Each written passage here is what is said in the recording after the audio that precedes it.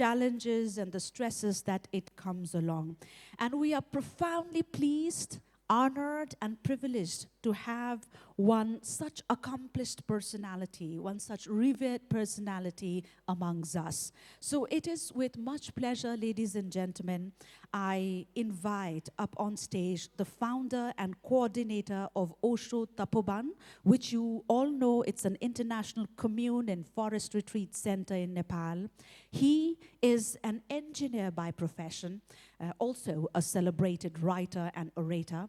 He has worked as engineering consultant for various international agencies like the World Bank, Asian Development Bank, USAID, to name a few. And his recent book, Lone Seeker, many masters, has garnered much popularity in a very short period of time. To name a few of his books, Santa Darshan, Santa Gatha, and Antaryatra. These are some of his best sellers. Without further ado, ladies and gentlemen, please join me in welcoming Bodhisattva Swami Arun up on stage.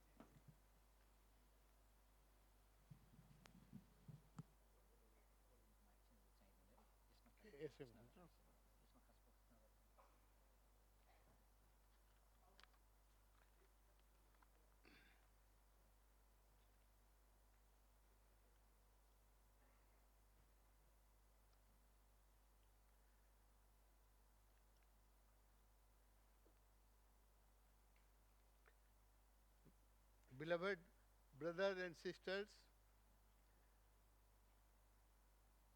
it's my privilege to be with you for an hour and share my opinion about your subject, life, work-life management. By profession, I'm an engineer, and I have been, I'm a president, chairman of a consultancy company.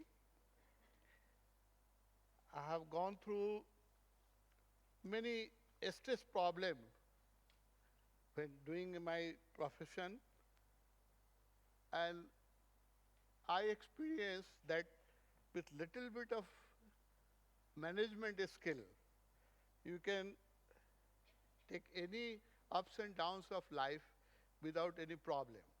First, I have a very striking data. Just few months ago, I was in England to conduct a meditation camp, and people took me to new building of bank, JV Morgan Bank. It is a very tall building, I think one of the tallest building in London, recently built.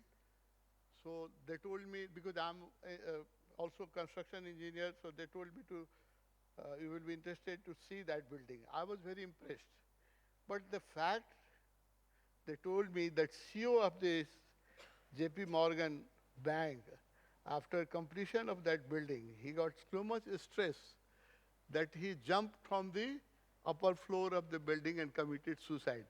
No? And I travel around the world to conduct meditation camps, and lifestyle management programs. I'm very surprised that the more richer a country, the more they commit suicide. In America, they commit 130 people commit suicide every day. So about 48,000 people commit suicide every year. And those people are not poor, and they are not unsuccessful. They are very successful people.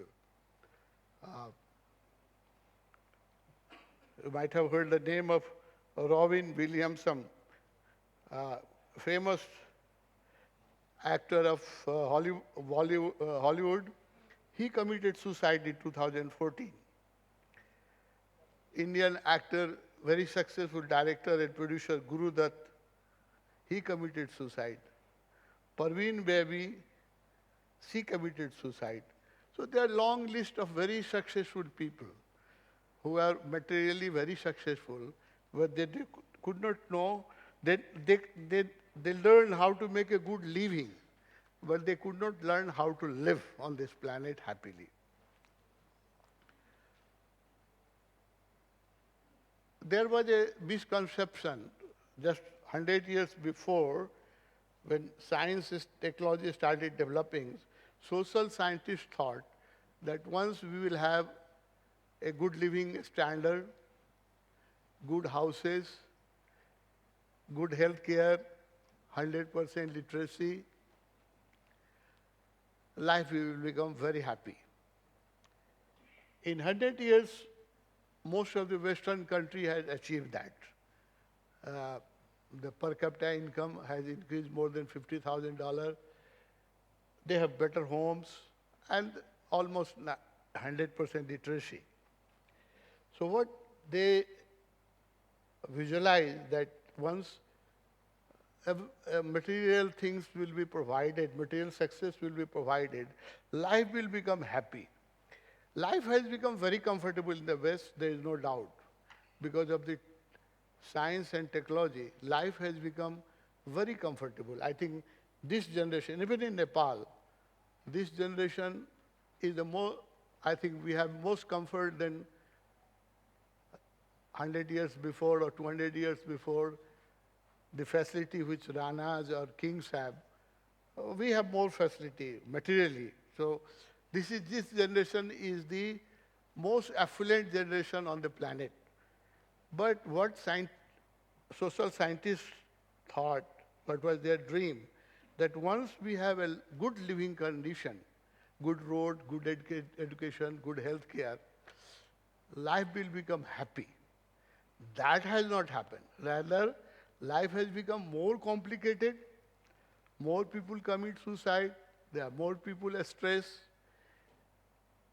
and actually speaking, life was more happy 100 years before than what it is today.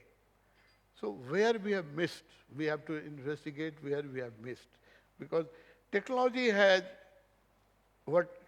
given more than what it has promised.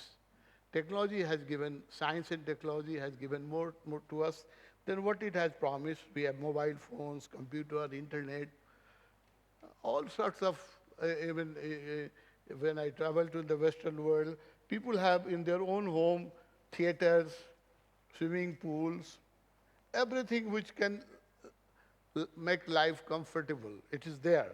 But they are very stressed. And I was surprised, as the per capita income increases in a country, the same way the rate of suicide also increases, and depression. Depression is a universal disease. In America, psychologists say that 25% people are depressed, and they need immediate psychological evaluation and treatment. Even a student of between 12 years to 25 years of age, 27% students are stressed, and they need mental evaluation, and they need support, psychological support. So where we have missed, we have to investigate. We have made life comfortable. Science and technology has done miracle. But we are missing something. What we are missing? That's my subject. I want to tell you what we are missing. We thought that material success, physical comforts will make life happy. That has proved wrong. Now even the thinkers in the West is looking toward the East because what they have found that when the per capita income increases up to $12,000 per year, yes, people enjoy life and life become comfortable. But above 12,000 year per year, then it does not change their happiness. Whether it is $40,000 dollar per year or 50,000 a year, their life becomes rather more complicated after 12,000 dollar per year per capita income. If the income increases, the life becomes more stressful and complicated. So becoming more rich is not solution. That they have analyzed that becoming more rich or having better home or better car is not the solution. So now they are looking toward the east, towards us, toward Nepal, India, that they have developed science of the matter, physics, chemistry, technology. We also in this part of the world have developed another science, science of the soul, yoga, meditation. And they are looking towards us that do we have any solution? Because they have found out that becoming more rich is not a solution. In one time, Japan was the richest in the Asia. Now China is becoming richest. One time, Japan was the richest in the Asia. I conduct my programs in Japan, and the maximum people who were committing suicide in Asia is Japan. And more stress even today. Now, South Korea and Japan is most stressed country. Although they have very high income, but the maximum psychological problem I found in South Korea and Japan, and Nepali also, those who are working in Japan and South Korea, they commit more suicide. Still in my ashram, there are few people have come from South Korea. We are trying to rehabilitate them because Nepalese people, they earn more than other Arabian country in Japan and Korea, but their life becomes very stressful. And in average, every month, one Nepali commits suicide in that region, every month. So why? Even if they earn more, they should be happy. Why they become more miserable? Miserable to that extent that they end their life.